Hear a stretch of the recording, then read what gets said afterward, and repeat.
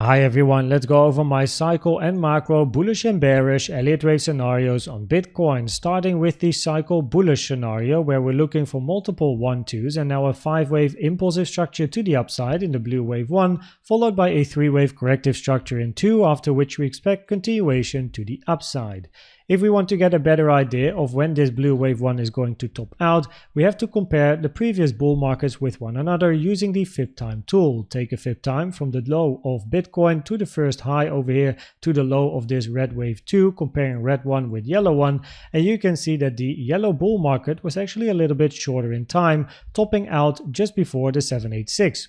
Taking a fib time from the low to the high to the low over here, comparing yellow 1 with green 1, and you can see that the green bull market over here was exactly the same amount of time as the yellow bull market as the all-time high was made on the 1-to-1 fib time.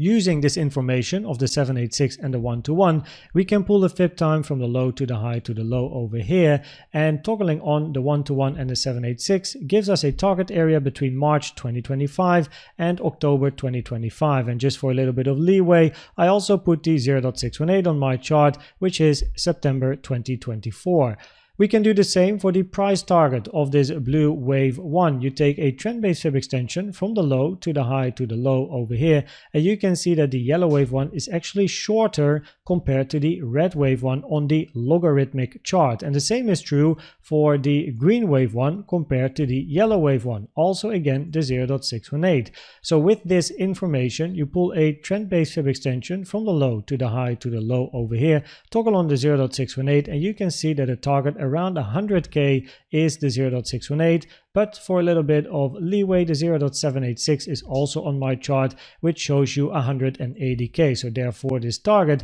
is between 100 and 180k.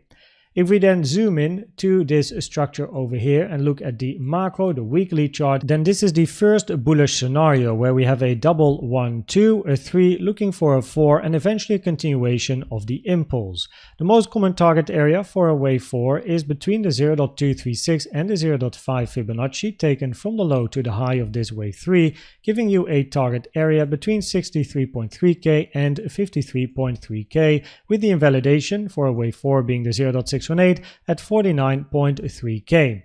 What is quite interesting is that this wave 3 on the logarithmic chart is actually quite short. It is a similar length as this wave 1, giving a potential opportunity for an extended wave 5, where instead of wave 3 being usually the longest and strongest, in this case in an extended wave 5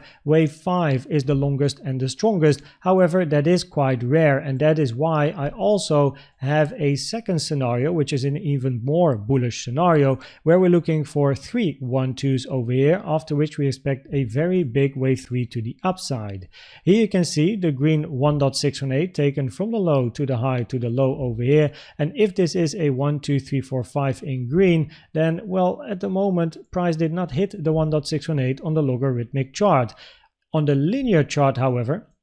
you can see that price has hit the 1.618. However, we are on a weekly time frame, which is a reason to use the logarithmic chart, and also price so far has pumped about 350, almost 400% to the upside, which is another reason to use the logarithmic chart. And on the log chart, price did not hit the 1.618 for a potential 1, 2, 3, and then a 4 and a wave of 5. So therefore it opens the probabilities for this scenario as well, where each wave 2 so far retraced to the area between the 236 and the 382, which is the reason why I have it on my chart here as well, after which we expect continuation to the upside.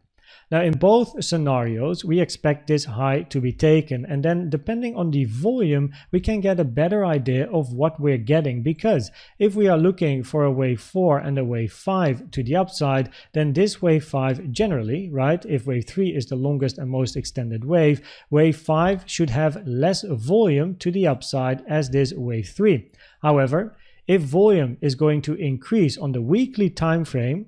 then we could be looking for a bigger move to the upside to come after a triple 1-2. If we then go to the bearish cycle scenario, the monthly chart here, we are looking for a finished 1, 2, 3, 4, 5 structure, and now we are looking for another move towards the downside in this wave 2, where we are looking for a flat structure. In this scenario, the target for this wave 2 would be quite similar to this wave 2 here, the 0.236 around 6k or maybe even a little bit higher. For this wave 2, preferably it finishes after the 0.382 fib time taken from the low to the high, which is sitting on September 2025. After the low, we then expect a bullish continuation to the upside. If we then zoom in to this structure over here and look at the bearish scenario, then the bearish scenario at the moment is a flat scenario where we have a corrective structure to the downside in a wave A, looking for a 3-wave move to the upside in a wave B, and then a 5-wave impulsive move to the downside in a wave C.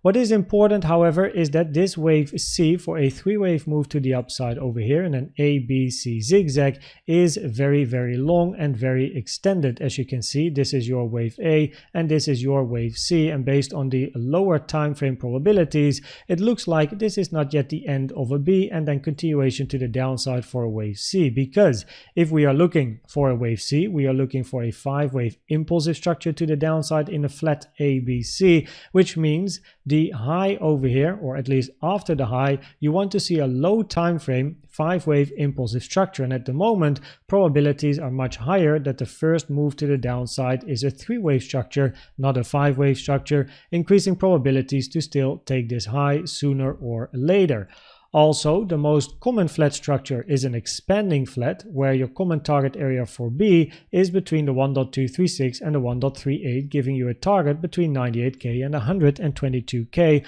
after which you then expect a move to the downside for this wave C. So if we then look at the probabilities of the different scenarios, then currently the probabilities are highest for the bullish scenarios, where we do expect continuation to the upside, at least the local high here to be taken at about 74k, and then see what we get and what the volume does. Are we going to have a volume increase? Then the probabilities are slowly going to increase for a 1-1-1-2 and continuation to the upside in a much bigger wave 3. But if the volume is dying down and slowing down, we could be looking for this wave 5 over here.